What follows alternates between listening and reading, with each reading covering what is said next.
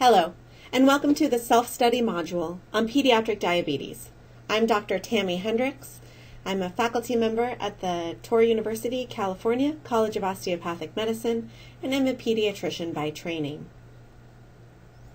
The objectives for this learning session will be to identify children who are at risk for type 2 diabetes and describe appropriate screening, recognize the signs and symptoms of type 2 diabetes, distinguish between type 1 versus type 2 diabetes in children, describe the required monitoring and healthcare maintenance of a typical child with diabetes, define the treatment goals of childhood diabetes, and recognize the issues specific for adolescents with diabetes. Here you can see the recommended reading, and I do have an acknowledgement for all the photographs that I included in this PowerPoint. They come from Teresa Olila. She did work photographing actual pediatric patients with diabetes in their day-to-day life. I'm going to begin just by talking briefly about type 1 diabetes. The epidemiology shows that about 2/3 of all of the new diagnoses of diabetes happen in patients younger than 19 years of age. There has been a steadily increasing incidence of type 1 diabetes. The number of new cases of type 1 diabetes in children younger than 5 years of age is expected to double between 2005 and 2020. And the reasons for all of this are unknown, although there are plenty of hypotheses out there. The age of presentation has a bimodal distribution, with one peak of new onset type 1 diabetes between 4 to 6 years of age, and a second peak in early puberty, 10 to 14 years of age. There is no gender difference in the overall incidence of pediatric 1. When we look at genetics and ethnicity, we see that the likelihood of a patient being affected if their mom has type 1 diabetes is only about 2 to 4%. If their dad is affected, it's about 5 to 8%. If both parents have type 1 diabetes, the likelihood that a pediatric patient is going to have it gets as high as 30%, but certainly not that really strong genetic predisposition that we see in type 2 diabetes. The highest incidence is in non-Hispanic white youth. That's followed by African American, Hispanic, Asian Pacific Islanders, and American Indians.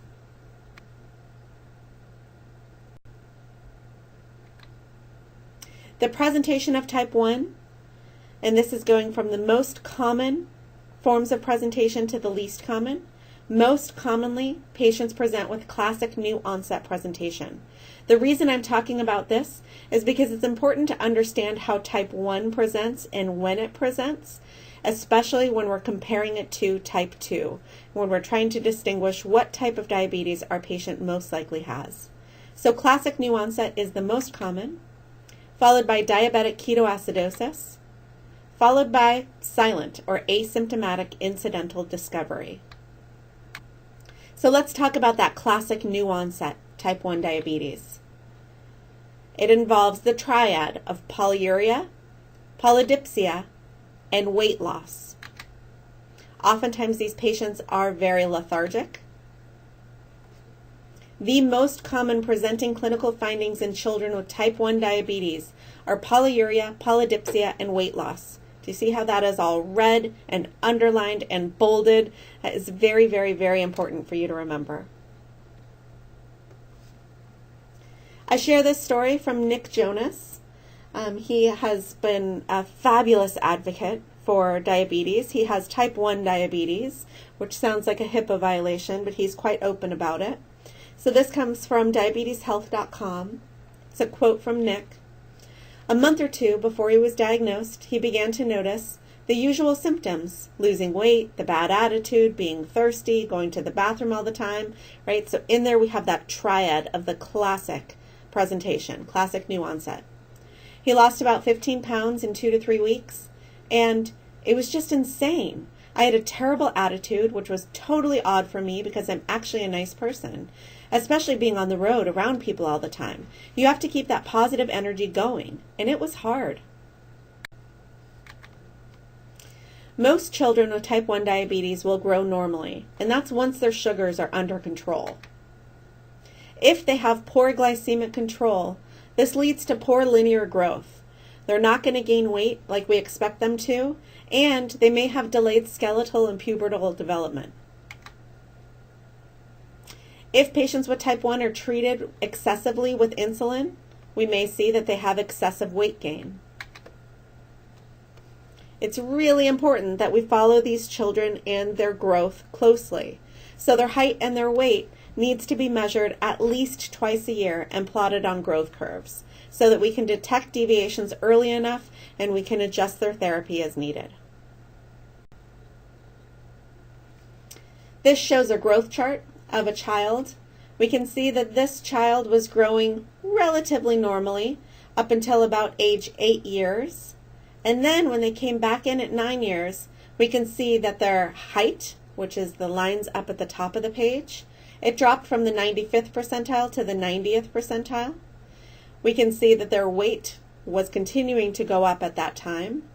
And then the next plot we have in their graph, which looks like when they're just over 10 years of age, their height continued to drop in percentiles, now down almost to the 75th percentile, and suddenly their weight had a dramatic decrease in the 75th percentile. So this shows the onset of a patient's failure to thrive after 9 years of age. It is classic for an endocrine disorder for their height to be affected before their weight. So when I see this picture, I automatically assume that this patient has an endocrine reason for why their height and their weight are falling off of their percentiles. Diabetic ketoacidosis. If we just break down those words, diabetic means there's lots of sugar. We're talking about diabetes mellitus. Keto means there's ketones. So it could be ketones in their blood or ketones in their urine. And then acidosis means we're talking about some sort of acidosis. So diabetic ketoacidosis consists of hyperglycemia, ketonuria, also high ketones in their blood, and acidosis. Their serum glucose is over 200. That's the hyperglycemia. They've got high ketone levels in their blood and their urine. And their pH is low. They're acidotic. These patients are generally extremely volume depleted, although they may not show the classic clinical signs of dehydration. They tend to hyperventilate because they're trying to balance their acidosis, so they're trying to breathe off the excess carbon dioxide. So they'll hyperventilate and have very deep respirations. That combination of rapid breathing, but breathing very deeply, is called Kussmaul respirations. I have actually diagnosed a child who was 18 months old. Her only presentation was this Kussmauling. She came in to see me for a completely different reason, and I could see that she was breathing really quickly and really deeply. So I checked a glucose on her, and her glucose was extremely high. She ended up having to be air flighted to the ICU because she was in DKA. So the most common presentation for type 1 diabetes is that classic onset with polyuria, polydipsia, and weight loss. The next most common way that pediatric patients are diagnosed with type 1 diabetes is diabetic ketoacidosis, DKA. It's also the leading cause of morbidity and mortality in our type 1 pediatric patients. The symptoms include fatigue, polyuria, polydipsia, a fruity breath. They may have mental stupor, muscle stiffness or aching, nausea, vomiting, that really rapid breathing that's deep, that Kussmauling, and shortness of breath.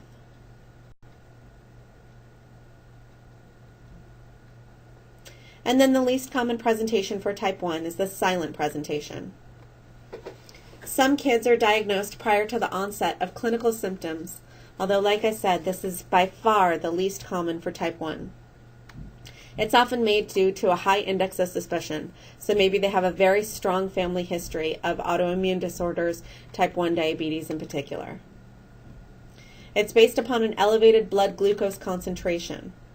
Even if you check for autoantibodies, that would show that the person may be predisposed to type 1 diabetes, that is not how we make the diagnosis. The diagnosis of diabetes is always made through elevated blood glucose concentration or a hemoglobin A1C level. Some special considerations for type 1 in kids. The younger the children, the more vulnerable they are. So if they are very young, we're talking infants and toddlers, they're going to be less able to compensate by obtaining fluids themselves. So they may not be able to go and fill up their bottles with water, and increasing fluid intake to replace the ongoing urinary losses. Kids less than 6 years of age are far more likely to present with DKA than older kids. Remember, type 1 has that bimodal distribution, so we're diagnosing it a lot in kids age 4 to 6, and then we're also diagnosing it again in their early teenage years. Oftentimes, healthcare personnel and families are less likely to suspect diabetes in this age group, so they may just think that the child has the flu, and that may be the reason for all of their symptoms. So the kids tend to have a prolonged duration of illness. And then they have more severe metabolic decompensation prior to their final diagnosis because they end up being sicker for longer. It can be difficult to recognize the symptoms of hyperglycemia in younger children, especially children who aren't developmentally capable of expressing their symptoms very clearly. Polyuria and polydipsia are difficult to detect in nonverbal diaper-clad kids. Anytime any patient, regardless of their age really, has a prolonged or recurrent candidal infections, so here we can see that this patient has some intratrigo, some fungal infections in the creases of her armpit.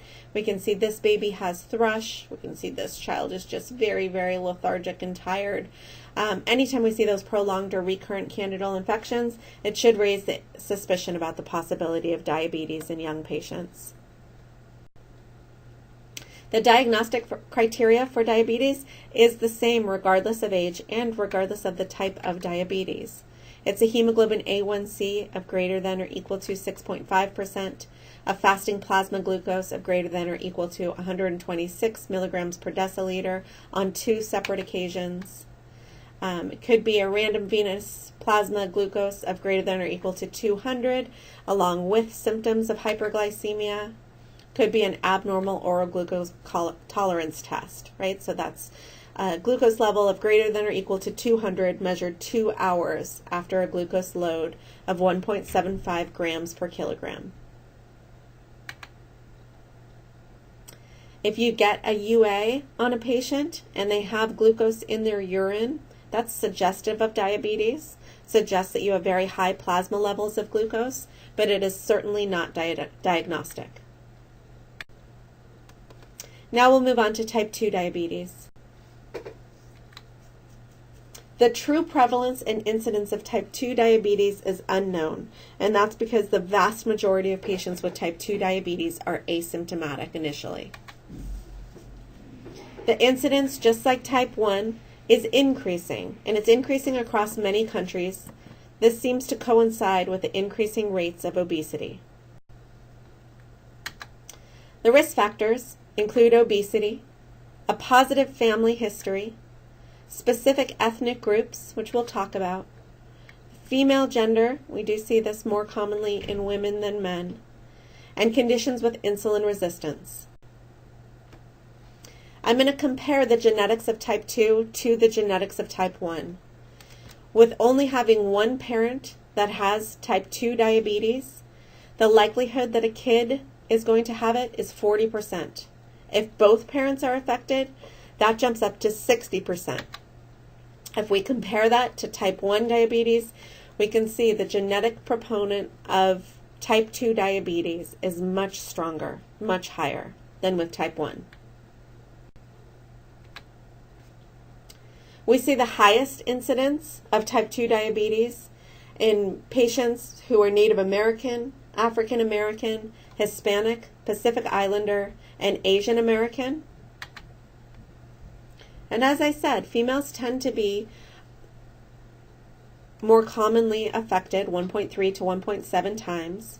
This may be related to increased incidence of insulin resistance that we see in adolescent females with polycystic ovarian syndrome. The clinical presentation for type 2 is very different than the clinical presentation for type 1. So most commonly, by far the most common for type 2, is an asymptomatic presentation. The patients feel absolutely fine. That's followed by a symptomatic presentation without ketonuria or acidosis. So this is something that's called non-ketotic hyperglycemia. And then the least common way for a patient to present with type 2 diabetes is DKA.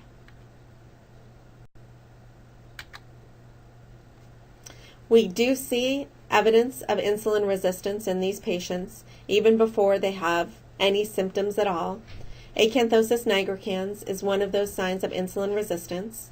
Acanthosis nigricans is a velvety, light brown to black skin lesions.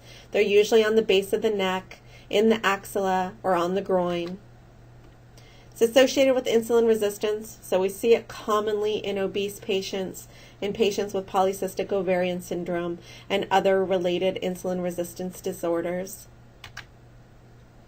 There is no direct correlation with the extent of acanthosis and the risk of diabetes. So just because a patient has a lot of acanthosis nigricans, that doesn't mean that they're at greater risk of somebody who has just a little bit of acanthosis nigricans.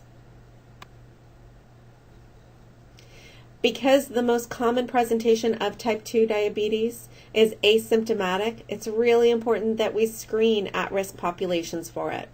So the American Academy of Pediatrics and the American Diabetes Association recommend screening kids every 2 to 3 years, beginning at 10 years of age or at the onset of puberty, whichever comes first. If they're overweight or obese, which means their BMI is greater than the 85th percentile for overweight, 95th percentile for obese, and have 2 or more of the following additional risk factors. They have a relative, first or second degree relative with type 2. They're a member of one of those high-risk ethnic groups that we talked about. They're already showing signs of insulin resistance. And their mom has a history of diabetes or had gestational diabetes when they were pregnant with the patient. I will say almost all of my obese patients fit into these categories. Almost all of them have some acanthosis or some elevated blood pressure, some dyslipidemia, and almost all of them have relatives that have type 2 diabetes. So I'm screening almost all of my overweight and obese individuals for diabetes. When we go to compare type 1 to type 2 diabetes, we can look at a few different areas. The body habitus of the patient. For type 1, typically, the patients are of normal weight and they have that recent history of weight loss. For type 2 diabetes, we see that the patients are overweight. One caveat to this is our population in general is all becoming more and more overweight. So we are diagnosing more overweight and obese kids with type 1 diabetes, just because everybody is more overweight and obese. In terms of age, we have that bimodal distribution for type 1, so 4 to 6 years of age, and then about 10 to 14 years. And type 2, we tend to diagnose it much more commonly at the onset of puberty, with a mean age of about 13 and a half years. For gender, we see both males and females affected equally in type 1, and we see females having a little bit more of a prevalence for type 2. The clinical features of insulin resistance, so things like acanthosis, high blood pressure, dyslipidemia, those are all much more common in type 2, whereas we don't see those with type 1. Family history, much stronger in type 2. We have those differences in the ethnicities that show more prevalence, with type 1 having the highest incidence in Caucasian youth, type 2 more commonly affecting African American, Hispanic, Native American, Pacific Islander, and Asian American youth. And then for ketoacidosis and autoantibodies, those are features associated with type 1 and not with type 2. If we do have a patient that has some blurry lines and it's very hard for us to tell whether they have type 1 or type 2 diabetes, There are some lab tests that we can order in order to differentiate the two. We can order a C-peptide, which is formed in conversion of pro-insulin to insulin. Low levels of C-peptide suggest type 1 diabetes. Insulin autoantibodies and islet cell autoantibodies and glutamic acid decarboxylase autoantibodies. Levels of all of those decrease after 6 months in type 1 diabetes. So if we have somebody who's getting a new diagnosis of diabetes and we can't tell if they have type 1 or type 2, that is a great time to order the antibody tests. After it's been more than 6 months of them having diabetes, that's going to be a little bit harder because those levels decrease. The glutamic acid decarboxylase autoantibodies do remain persistently positive, so that one can continue to be helpful even beyond 6 months. You can see that diabetes is a whole family affair, especially the younger the child is. Pediatric diabetes treatment. You can see this boy is holding a teddy bear, who's a special pediatric diabetes teddy bear. So he's got certain places where he can be injected, where he can have a pump inserted, where the child can practice his skills on the teddy bear before doing it on himself. It's really important that pediatric diabetes is treated using an entire treatment team. So this involves the pediatric endocrinologist, the general pediatrician, the social worker, typically somebody from the child's school can be involved, a dietitian, a mental health counselor. Treatment tends to be family oriented. It actually has to be family oriented in order for it to be successful. So we involve everybody in the family in both the education as well as in the treatment plan. The education needs to be directed at an appropriate level, and it needs to change as the child grows and develops. The goals for diabetes treatment in kids is a balance between strict glycemic control and avoidance of severe hypoglycemia. Hypoglycemia can be deadly. It can also feel really lousy. And so we want to allow the child to be able to grow well while they continue to feel well. It's important that we set realistic goals for each child and their family. So this is dependent on the child's age, their developmental status, the level of the family involvement, and which family members are going to be the most helpful. Our goal is to maintain normal growth, normal development, and emotional maturation of the child. And this is going to adjust as the kid increases their independence and their ability to take care of themselves. For pediatric diabetic monitoring and health maintenance, we're going to be monitoring these child's height, weight, and blood pressure, injection sites, hand and foot exams, and hemoglobin A1Cs every 3 months. For patients with type 1 diabetes, since it's an autoimmune disease, we need to make sure we're monitoring for other autoimmune diseases. This means we're palpating their neck, really feeling for their thyroid every 3 months. We're checking their TSH and a celiac disease screening annually in those type 1 diabetic patients. We're also making sure that these patients are referred to ophthalmologists so they can get a dilated ophthalmic exam annually. We're checking for microalbuminuria, so those early signs of kidney disease annually, and we're also screening them for a lipid panel annually.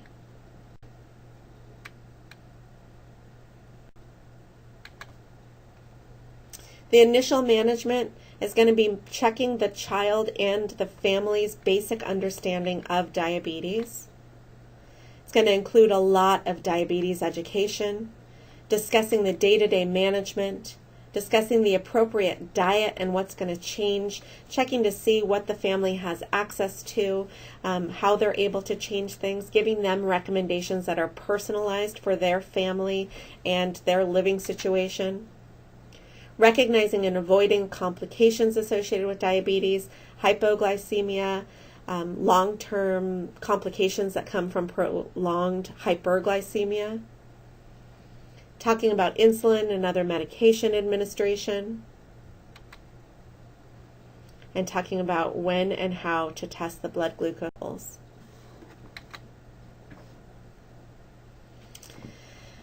Families who have a kid that has diabetes need to know about ketonuria so they can check the urine for ketones, and this is usually done with a simple dipstick. So the families are actually given dipsticks to dip in a child's urine. Anytime a kid is sick, they have got physiologic stress, they've got abdominal pain, nausea, vomiting, or if their blood glucose concentration is greater than 300 milligrams per deciliter for 2 consecutive readings. So we want to detect those ketones as early as possible so we can prevent the child from going into DKA. If you remember, that's the leading cause of morbidity and mortality in our patients. And then hypoglycemia. The family needs to be educated on the signs and symptoms of hypoglycemia so they can also treat that right away, because that could also have very dangerous complications. There are challenges with nonverbal children who aren't able to talk about how they feel shaky or weak. If a child with diabetes gets sick, which is going to happen because they're kids and all people get sick at some point, what the parents are instructed to do at home is to monitor the blood glucose levels more frequently, so every 2 hours, right? So when we're sick, we may have a cortisol release, which may affect our blood glucose levels, so our sugar levels may go up even if we're eating less. We instruct them to give their usual dose of insulin, even if the child is not eating. They can feed the child carbohydrate liquids if the kid isn't able to keep down solid foods or doesn't want to eat solid foods. We definitely want to push fluid intake. We want to prevent dehydration. We really don't want to push them into DKA. We can try antiemetic suppositories if vomiting is part of the illness. If the blood glucose and ketone levels are elevated, we want to give more insulin. So once again, really trying to prevent that DKA. And then they should absolutely call their health provider. The pediatric endocrinologists that take care of our patients with diabetes all have emergency hotlines for families to call. IV fluids may be necessary if vomiting persists or if the ketones do not clear. Referrals.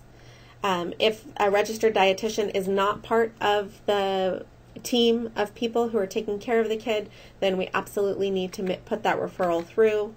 A mental health evaluation is so incredibly important in a mental health referral. It's recommended that we screen these kids for depression at 10 years of age and above. I recommend even screening younger than that because depression can be so common in patients that have chronic illness. We definitely need to do an ophthalmologic referral to make sure that these kids are getting their dilated eye exams. For patients with type 2, there is some non-pharmacologic therapy that we can provide. Certainly weight goals.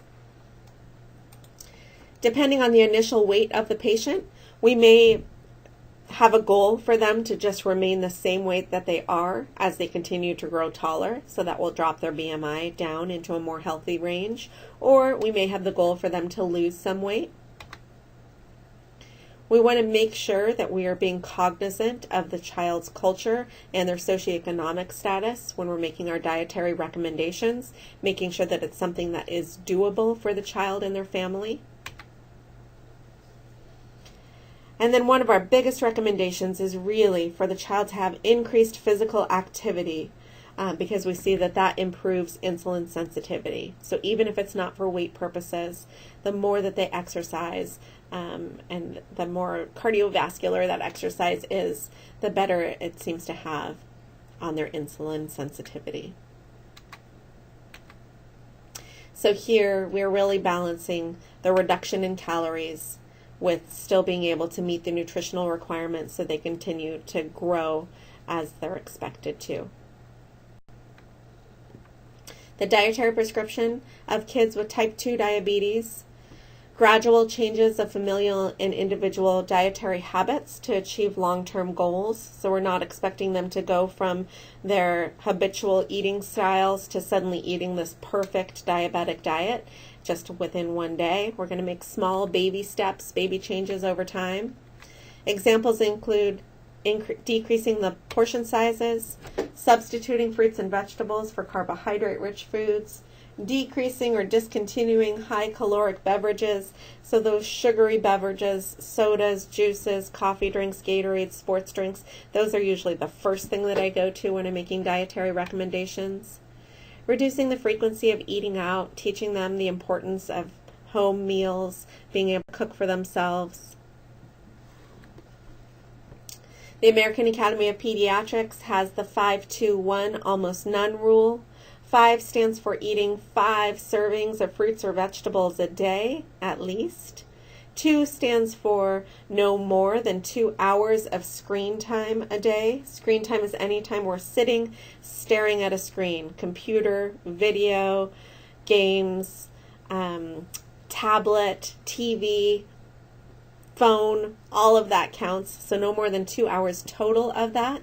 1 is 1 hour of exercise and activity a day, and 0 is no sugary drinks. And I throw into that all the foods we know we shouldn't be eating, right? So that's fast food, chips, candy, all the stuff. Although the main 0 really counts for the sodas and sugary beverages.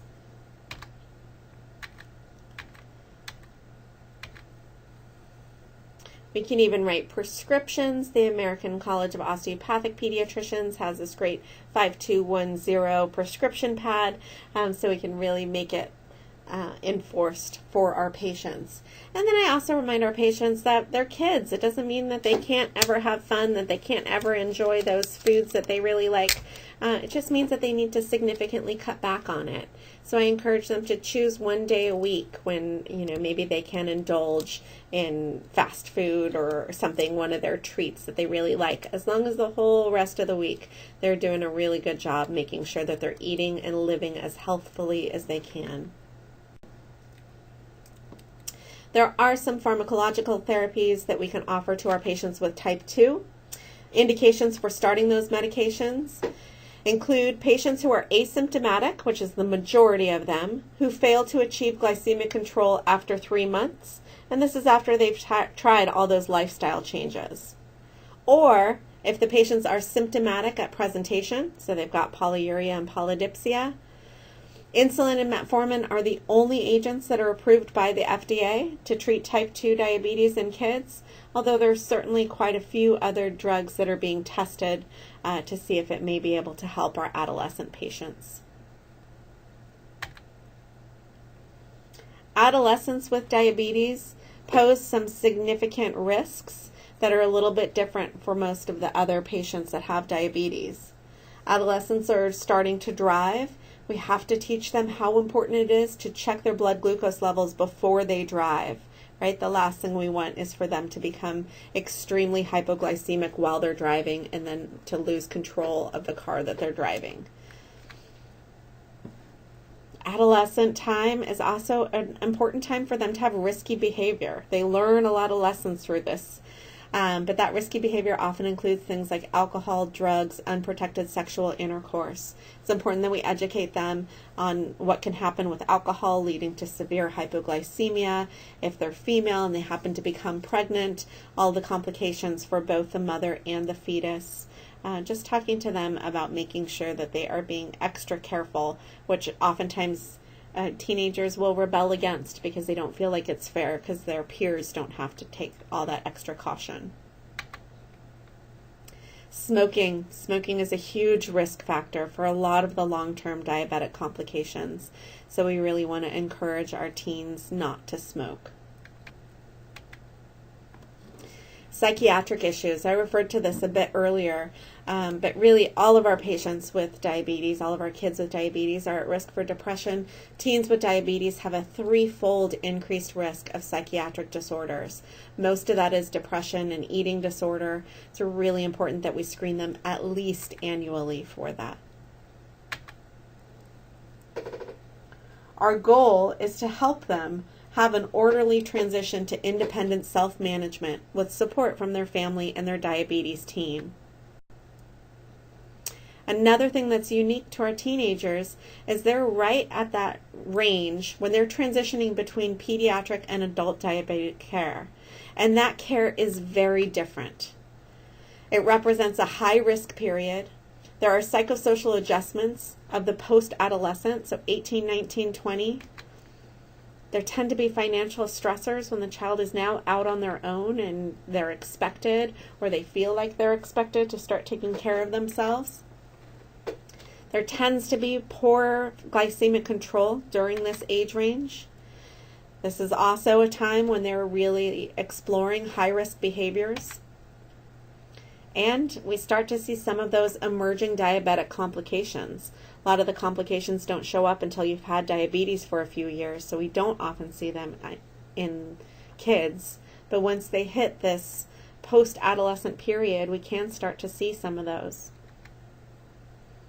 And a lot of these kids have inadequate health care coverage. Maybe they're losing the ability to be covered under their parents' insurance. The differences between adult and pediatric diabetic care include, with pediatric care, it's very family focused, it's holistic, it tends to be patient centered, whereas adult care, they expect their patients to be more autonomously functioning individuals. The visits tend to be a whole lot shorter and they're focused on problems as opposed to looking at the whole person in their whole environment and their family. These patients are at a huge risk of loss to follow-up. And as I mentioned, they have that emergence of those signs of chronic diabetic complications. So it's really important that pediatricians and pediatric endocrinologists help develop a transition plan and prepare those patients for their future adult care. So we help make that transition much smoother. These are resources for both patients and families, also great resources for you as you're learning more about taking care of pediatric patients with diabetes.